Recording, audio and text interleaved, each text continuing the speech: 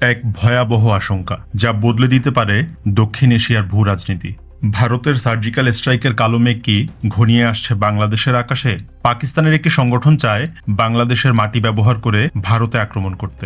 দিল্লিতে সম্প্রতি যে বোমা হামলা হলো তাতে বাংলাদেশের যোগসাজশ সম্পর্কে ভারত কি বলছে, আর বাংলাদেশের পক্ষ থেকে ভারতকে ম্যানেজ করার কি রকম চেষ্টা চলছে, আজকের ভিডিওতে সব জানানোর চেষ্টা করব। শেষ পর্যন্ত সাথেই থাকুন। ছোট্ট একটি অনুরোধ, ভিডিওটি ভালো লাগলে লাইক, কমেন্ট এবং সাবস্ক্রাইব করে পাশে থাকবেন। সম্প্রতি দ্য টাইমস অফ ইন্ডিয়া খবর প্রকাশ করেছে যে বাংলাদেশের মাটি ব্যবহার করে লস্করে তৈয়বা চায় ভারতে আক্রমণ করতে। আর এখানেই যত দুশ্চিন্তার কালো মেঘ জমেছে বাংলাদেশের ভাগ্যাকাশে। দর্শক, সাম্প্রতিক সময়ে উপমহাদেশে ঘটে যাওয়া কিছু ঘটনা আমাদের সবার মনে গভীর উদ্বেগ সৃষ্টি করেছে। আপনারা জানেন, সামরিক শক্তির ব্যবহার এখন আর কোনো দেশের অভ্যন্তরীণ বিষয় নয়, বরং তা আঞ্চলিক স্থিতিশীলতার জন্য একটি বড় হুমকি হয়ে দাঁড়িয়েছে। এই মুহূর্তে সবচেয়ে বড় প্রশ্ন, বাংলাদেশের মাটিকে ব্যবহার করে ভারতে হামলার হুমকির অজুহাতে কি ভারত বাংলাদেশে সামরিক হামলা চালাবে? এই প্রশ্নটাই এখন উপমহাদেশের ভূ রাজনৈতিক মহলে সবচেয়ে বড় আলোচনার বিষয়। আজ আমরা এই জটিল পরিস্থিতি এবং এর সম্ভাব্য পরিণতি নিয়ে বিস্তারিত আলোচনা করব। আগেই আপনাদের বললাম, সম্প্রতি লস্করে তৈয়বার নেতা হাফিজ সাইদ বাংলাদেশকে পূর্ব পাকিস্তান উল্লেখ করে এক বিস্ফোরক মন্তব্য করেছেন। তিনি বলেছেন, ভারতের মাটিতে হামলা চালানোর জন্য বাংলাদেশ তাদের প্রস্তুতি নিচ্ছে। এই মন্তব্যটি প্রকাশ্যে আসার পর ভারতের নিরাপত্তা মহলে চরম উত্তেজনা সৃষ্টি হয়েছে। স্বাভাবিকভাবেই এই ধরনের একটি ঘোষণা ভারতের জাতীয় নিরাপত্তার জন্য একটি চূড়ান্ত উদ্বেগের কারণ। ভারত দীর্ঘদিন ধরেই সীমান্ত পেরিয়ে জঙ্গিদের বিরুদ্ধে সামরিক পদক্ষেপ নেওয়ার নজির স্থাপন করেছে। গত মে মাসে ভারত পেহেলগাম হামলার প্রতিক্রিয়ায় পাকিস্তানের অভ্যন্তরে জয়শী মোহাম্মদের ঘাঁটিতে বিমান হামলা চালিয়েছিল, যা অপারেশন সিঁদুর নামে পরিচিত। ভারত এই হামলাকে আত্মপ্রতিরক্ষা এবং প্রিএমপ্টিভ স্ট্রাইক নীতির মাধ্যমে বৈধতা দেয়। এছাড়াও ভারত তার উত্তর পূর্বাঞ্চলের বিদ্রোহী গোষ্ঠীগুলোর ঘাঁটিতে হামলা চালানোর জন্য অতীতে মিয়ানমারের অভ্যন্তরে সীমিত সামরিক স্ট্রাইক চালিয়েছিল। সম্প্রতি ইরানও সন্ত্রাসবাদের অজুহাতে পাকিস্তানের অভ্যন্তরে ক্ষেপণাস্ত্র হামলা চালিয়েছে, যার জবাবে পাকিস্তানও সামরিক প্রতিশোধ নেয়। এই ধারাবাহিক ঘটনা প্রবাহগুলোই প্রমাণ করে যে রাষ্ট্রগুলো এখন সন্ত্রাসবাদ এবং নিজেদের সার্বভৌমত্বের বিষয়ে যে কোনো হুমকির বিপরীতে অন্য দেশের মাটিতে সামরিক আগ্রাসনকে নিজেদের বৈধ অধিকার বলে মনে করছে। টাইমস অফ ইন্ডিয়ার প্রতিবেদন অনুযায়ী লস্করে তৈয়বা বাংলাদেশের স্থানীয় যুবকদের উগ্রবাদী করে তোলার এবং সন্ত্রাসবাদী কার্যকলাপের জন্য তাদের প্রশিক্ষণ দেওয়ার চেষ্টা করছে। এই পরিস্থিতিতে ভারত যদি বিশ্বাস করে যে বাংলাদেশ সরকার এই গোষ্ঠীটিকে নির্মূল করতে অনিচ্ছুক বা অক্ষম, তাহলে তারা যে কোনো মুহূর্তে সামরিক স্ট্রাইক করতে পারে। সম্প্রতি ভারতের একজন রাজনৈতিক বিশ্লেষক বাংলাদেশকে কিউবা বা ইউক্রেনের সঙ্গে তুলনা করেছেন। তার মতে, ইউক্রেন যেমন নিজের নিরাপত্তার অজুহাতে রাশিয়ার সামরিক আক্রমণের শিকার হয়েছিল, বাংলাদেশও যদি ভারতের নিরাপত্তা সংবেদনশীলতাকে উপেক্ষা করে তবে একই ধরনের পরিণতির মুখে পড়তে পারে। একটা বিষয় আগে একটু বলে নেই, হিন্দু ধর্মে কেউ মারা গেলে 13 দিন পর তার স্মরণে একটি অনুষ্ঠানের আয়োজন করা হয়, যাকে বলা হয় তিরভি। এই বিষয়টা একটু পর ক্লিয়ার হয়ে যাবে। এবার চলেন দিল্লি ব্লাস্টের ঘটনা নিয়ে নরেন্দ্র মোদীর একটা ভিডিও দেখে আসি। आज मैं यहाँ बहुत भारी मन से आया हूँ। कल शाम दिल्ली में हुई भयावह घटना ने सभी के मन को व्यथित कर दिया है। मैं पीड़ित परिवारों का दुख समझता हूँ। आज पूरा देश उनके साथ खड़ा है। मैं कल रात भर इस घटना की जांच में जुटी सभी एजेंसियों के साथ, सभी महत्वपूर्ण लोगों के साथ संपर्क में था।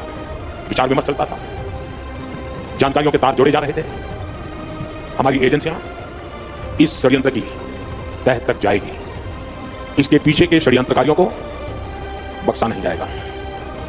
All those responsible will be brought to justice. ভিডিওতে তিনি বলেছেন, আজ আমি এখানে খুব ভারাক্রান্ত হৃদয়ে এসেছি। গতকাল সন্ধ্যায় দিল্লিতে ঘটে যাওয়া ভয়াবহ ঘটনা সবার মনকে বিষণ্ণ করে তুলেছে। আমি ক্ষতিগ্রস্ত পরিবারগুলোর দুঃখ বুঝি। আজ পুরো দেশ তাদের পাশে দাঁড়িয়েছে। গতকাল রাতভর আমি এই ঘটনার তদন্তে নিয়োজিত সমস্ত সংস্থা এবং সমস্ত গুরুত্বপূর্ণ ব্যক্তিদের সাথে যোগাযোগে ছিলাম। আলোচনা চলছিল, তথ্যের সূত্রগুলো মেলানো হচ্ছিল।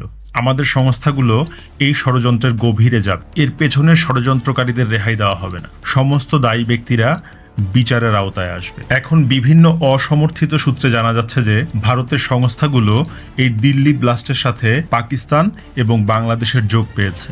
ভারতের জাতীয় তদন্ত সংস্থা NIA এর তদন্তে উঠে এসেছে ভারতে অবৈধভাবে বসবাসরত 4 জন বাংলাদেশির নাম। তারা আল কায়দা নেটওয়ার্কের সাথে যুক্ত। তারা বাংলাদেশ থেকে জাল পরিচয়পত্র নিয়ে ভারতে ঢুকেছিল। উইয়নের খবর মোতাবেক তারা সন্ত্রাসবাদের জন্য অর্থ সংগ্রহ করছিল, বাংলাদেশ থেকে টাকা পয়সা আনা নেয়া এবং ভারতে সদস্য সংগ্রহের কাজে লিপ্ত ছিল। গত বুধবার রাতে ভারতীয় সংস্থা 5টি প্রদেশের 10টি জায়গায় অপারেশন চালায় এবং সর্বমোট 4 জন বাংলাদেশিকে গ্রেফতার করে। তাদের নাম হচ্ছে মোহাম্মদ সজীব মিয়া, মুন্না খালিদ আনসারি, আজহারুল ইসলাম, আব্দুল লতিফ। তাদের কাছ থেকে ডিজিটাল ডিভাইস সহ আরও প্রমাণাদি উদ্ধার করা হয়েছে।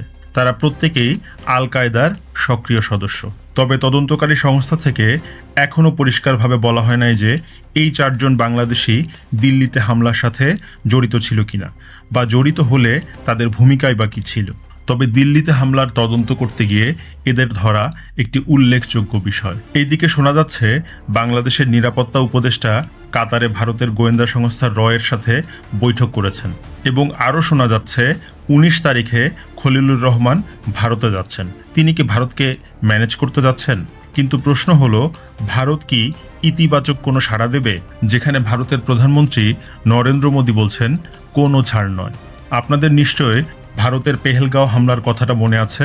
সেই হামলা হয়েছিল 22 এপ্রিল 2025, আর ভারত অপারেশন সিঁদুর শুরু করেছিল 7 মে 2025, অর্থাৎ ঠিক 14 দিনের মাথায়, তিরভির পরের দিন। দিল্লি ব্লাস্টের বেলাতেও এমনটি হয় কিনা এটি এখন দেখার বিষয়। ভারতের সবথেকে দুর্বল সংযোগস্থল হল শিলিগুড়ি করিডোর বা চিকেন স্নেক। এই করিডোরটি বাংলাদেশের সীমানা থেকে খুব কাছে এবং ভারতের পূর্বাঞ্চলকে বাকি দেশের সঙ্গে সংযুক্ত রেখেছে। সম্প্রতি ভারত এই করিডোরকে সুরক্ষিত রাখতে এর আশেপাশে 3টি নতুন সামরিক ঘাঁটি তৈরি করেছে। একই সময়ে বাংলাদেশও এই অঞ্চলে যুদ্ধবিমান রাখার জন্য হ্যাঙ্গার তৈরি করেছে, যা ভারতের গণমাধ্যমে প্রকাশিত হয়েছে। মাসখানেক আগে বাংলাদেশের সেনাপ্রধানের এই চিকেন স্নেক এলাকার কাছাকাছি পরিদর্শন এই অঞ্চলে একটি থমথমে পরিস্থিতি তৈরি করেছে বলে অনেক ভারতীয় বিশ্লেষক মনে করেন।